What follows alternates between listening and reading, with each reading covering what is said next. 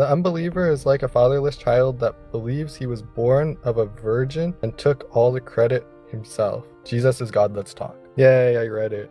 Do you understand it? I don't agree with... Okay, can you explain the analogy here? All right, so all of these unbelievers, they grow up never knowing their father, but in their hearts, they think that they're good people, like yourself, Elijah. I mean, it's sad that your mother and father are actually Christian and then you left your faith at 17, but that's not uncommon. It's very common amongst many college students. Somewhere between 70 and 88% of them have nothing to do with spiritual things by the end of their freshman year in college. Now, let me give you the easy answer before we go into a more detailed answer. The easy answer is this. If we continue to send our children to Caesar for their education, we need to stop being surprised when they come home as Romans. And so one of the analogies that I like to bring up is this individual that grew up as a son in a single mother home family and was really good at basketball. And he becomes so good that he gets into the NBA and thinks that, oh, I got here by myself. But it turns out that his father was an NBA Hall of Famer. Jordan tells Jimmy Butler he's his dad. That was the kind of individual that I was. And then I went on to marry a beautiful wife, have beautiful kids, and I had everything that I desired. And I thought that I did that all by myself. But it wasn't me. It was God's hand beneath me. And then when he removed his hand and let me fall down all the way down to the bottom of the barrel, that's when I realized all of these talents that were given to me were given by God, not by myself. And I gave myself all the credit, Elijah. And that's what many humans do. And I'm trying to wake you up and say, listen, Elijah, stop giving yourself so much credit. If he were telling the truth, he wouldn't have told us. Unless, of course, he knew you wouldn't believe the truth, even if he told us.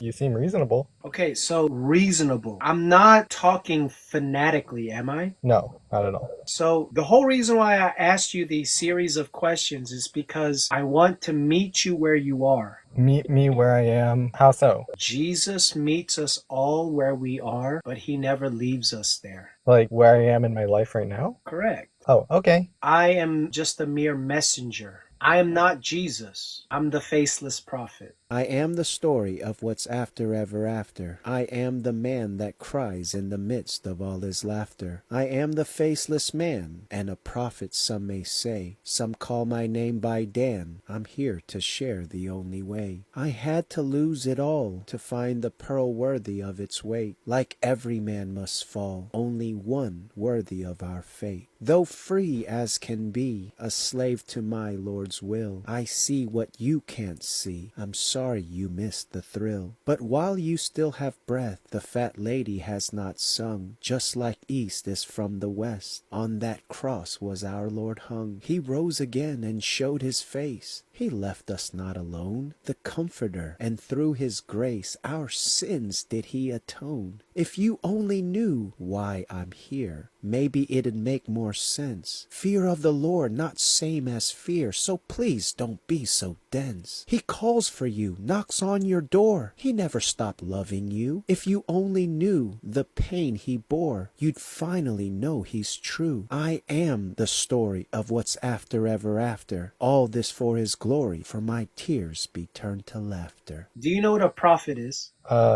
Yes. What is a prophet? Someone who declares the word of God. Delivers a message. I'm merely delivering a message to you, Elijah. You were made in the image of God. I guess thanks for the message.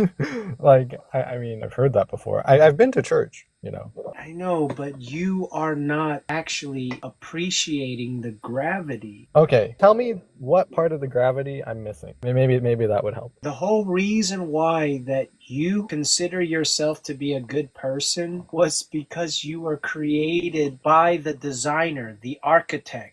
And the architect is good. You're only good because the architect is good, man. The apple doesn't fall far from the tree, Elijah. So if we're taking that analogy, I think that a bad architect can sometimes still design a really good house. Like if I'm thinking like a morally bad architect, right, that would be bad. Oh, if Mustache Man designs a house, right? That would be like he could design a really nice house, but he would still be bad. No, man, listen, I'm not disputing the fact that a bad architect is not capable of producing a good blueprint. I'm not disputing that. That's a non-starter. This is not an argument that I'm trying to pose right now. Don't distract yourself with things that don't exist. Okay, so what I thought I heard you saying, which I could be wrong, was that the reason why people are good is because we have a good creator. Was that your point? Because humanity, all of us, believers and unbelievers alike, we're all created in the image of God. All right, hold up. Let me show you this background. Take a look at this background and tell me what you think. So I'll read it. Yeah, read it out loud. The unbeliever is like a fatherless child that believes he was born of a virgin and took all the credit himself. Jesus is God, let's talk. Yay, I read it.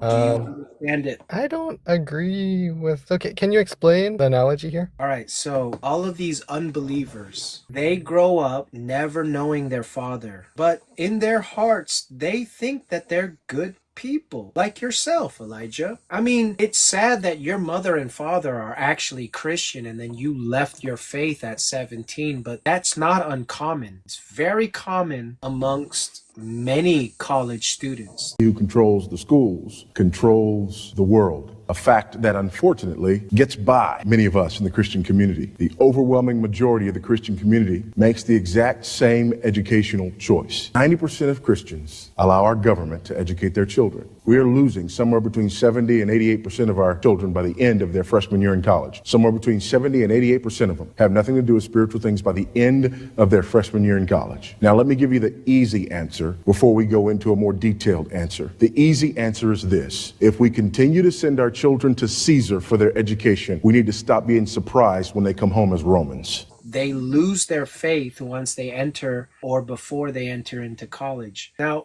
with that being said, where was I going with this? I lost my train of thought. I think we were talking about the quote or the thing on your screen. Oh, that's right. That's right. The unbeliever. So when it comes to this unbeliever that considers themselves to be good people, but they never actually knew the love of Jesus Christ, they think that this goodness that they have within themselves is because of them, because of the life that they live, the experiences that they had. And these experiences made me feel this way and that way. And because of all of my specific individual experiences, I learned to be this good person. And they never actually grew up knowing their father. And so one of the analogies that I like to bring up is this individual that grew up as a son in a single mother home family and was really good at basketball. And he becomes so good that he gets into the NBA and thinks that, oh, I got here by myself. But it turns out that his father was an NBA Hall of Famer. Jordan tells Jimmy Butler he's his dad. But the reaction? After years and years of conspiracy theories roaming around the internet claiming Jimmy Butler is Michael Jordan's long-lost son, the truth has finally been revealed by Michael Jordan himself, and it has the media shocked. As most of us know already, Jimmy grew up fatherless and even faced homeless struggles during his early life. What nobody knew is the legendary Michael Jordan was his father all along. Only one person knew, and that was Jimmy's mother, known as Londa Butler. Londa and Michael had a little fling back in the day, but it was kept secret due to MJ already having a full-blown family. Well, many years have passed since then, and Jimmy Butler is now one of the biggest names in the NBA. For some reason, Michael Jordan thought this would be a good time to reveal the dark truth, and it has fans going nuts. Even with Michael Jordan admitting he's Jimmy's long-lost father, it's hard to believe. But he never met him because it happened through some sort of scandal. Now, the whole reason why I'm saying that is because this son is taking all the credit for himself, but you've got nature and then you've got nurture. You've got your genetics and then you've got your experience. You understand? There's two different aspects that always are constantly playing in each individual's lives. Yeah, that makes a lot of sense. So for the talk of like someone being a good person, I also agree with you that it comes down to nature and nurture, right? So part of being a good person is, did your parents instill the right values, right? And that would be part of nurture, right? And then part of nature, I think, like if someone has a damaged prefrontal cortex or something, then they make bad decisions, right? And that would result in bad behavior, right? So it also has to do with nature, right? How you were born and your genes and your genetics, right? And so I think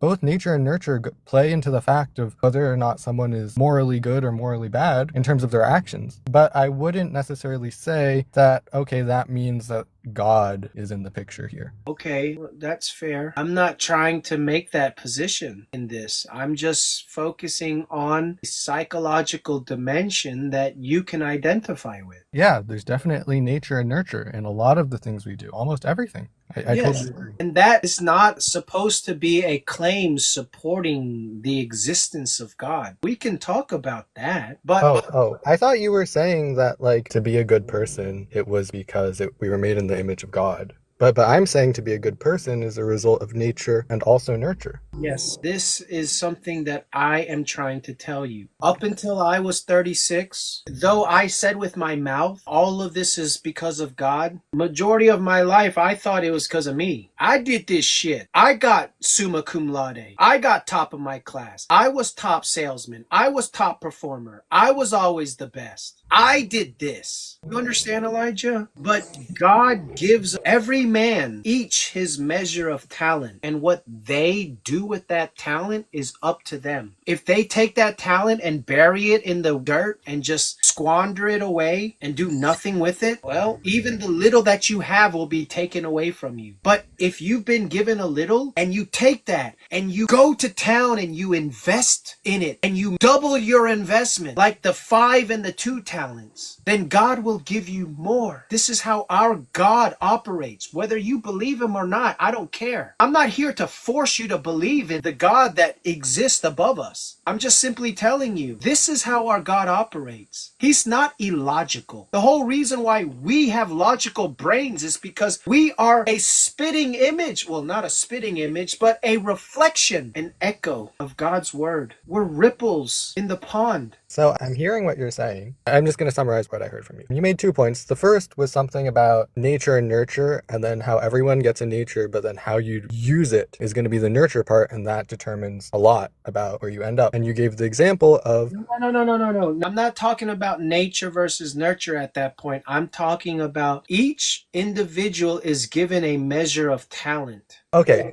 let's be concrete about this. Let's just go with me. So you're saying I was given a measure of talent. And then what you decide to do with that with your free will depends on whether God gives you more or he takes it all away. So basically, God gives me a measure of talent, and then I can choose what to do. And then God will look at that and then either choose to give me stuff or take it away. Is that what you're saying? The Lord gives and he takes away. Now, not necessarily, because there's many children of the devil that thrive in this earth. You know Hollywood? I believed in Jesus, but I never really implemented it into my life. How did you get out of that world? What was the turning point for you? Yeah, I believe in Jesus, but I'm going to drink or do drugs or sleep around or all these other distractions. I think it was my perception of who Jesus really was. I'd had really bad examples of Christians in my life. The way I look at my relationship with God and with Jesus is I'm not trying to earn God's love by doing good things. Justin Bieber. So what is your take there? He's not going after the whole industry. It really feels like this one is kind of Scooter specifically taking personal offense to what's going on here. And Scooter kind of got trapped in the middle of this deal with Hybe. Discuss a bit about the deal with Hybe. So Scooter was hemorrhaging his client. Scooter's very well known in the industry for not being, shall we say, the nicest guy to work with or for. Over and over, artists throughout his career have left him and said that he's great until he doesn't need you anymore. And then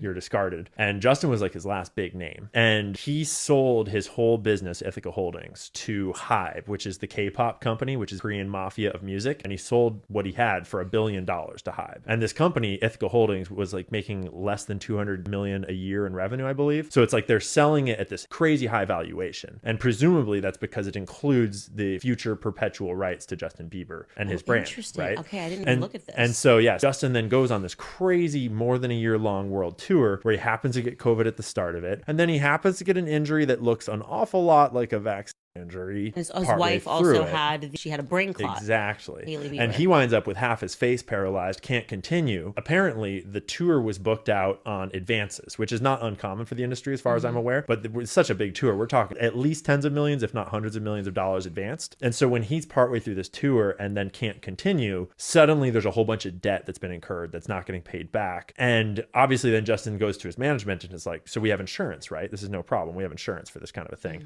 And allegedly, what then was told to him is that, no, you broke your contract. So there is no insurance payout here. You actually have to cover this debt. All of these things reflect on the management and how poor their management style is. So that all happens in the middle, and Justin is trying to get out, and Scooter's on the hook for $1 billion worth of value. Like, he's promised $1 billion worth of Justin Bieber's future to this Korean company, which he's now on the board of. It feels to me like everyone is sort of trapped in bad ideas that are sort of leveraged to the hilt in terms of how much money is involved and how many promises are involved, and it all revolves around Justin continuing to produce music, which anyone who's had a kid or a creative in their life knows that no creative dude like Justin is going to be producing hit singles if he hates you and you're trying to control his whole life. And so it feels like we're seeing not only these smear campaigns to try to get him back in line coming from Scooter, but it also feels like we're seeing Justin kind of acting out because he has no power. He's in secret litigation. They won't let him open a new clothing company. They won't let him profess his faith in God, or they're slandering that. So it's messy in every direction. Yeah. It's really interesting because it also makes you just revisit everybody in the past that has kind of gone through a similar thing, a similar cycle. Many children. So about the giving and taking away part, right? Can you give me an example of him, like a concrete example? To be honest, he doesn't give or take away anything. No, the Bible tells us this. The Lord giveth and he taketh away. So you ask for an example, so I'll focus on myself. Okay. God has given me many talents. I'm a very multi-talented man.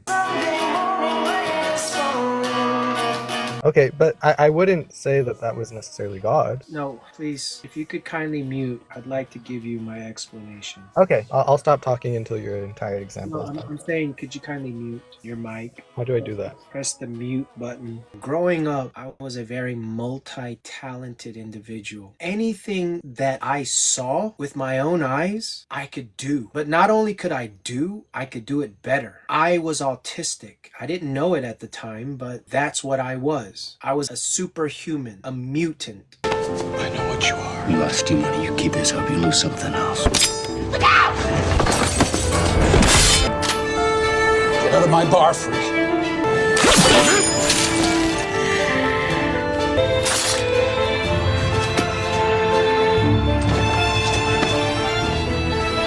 I was never supposed to be here, but I never grew up knowing that that's what I was. And then once I prayed to God and I asked him for all these things, and he gave me all these things when I asked him to give me the heart of King David, to give me the wisdom of King Solomon, to turn a new leaf, to use my hands, to use my feet, to use my lips to do his will, not my own. And he gave me everything that I asked. I went from a 1.8 GPA in high school to a 3.9 in university, graduating top 10% of my university with a bachelor's in psychology.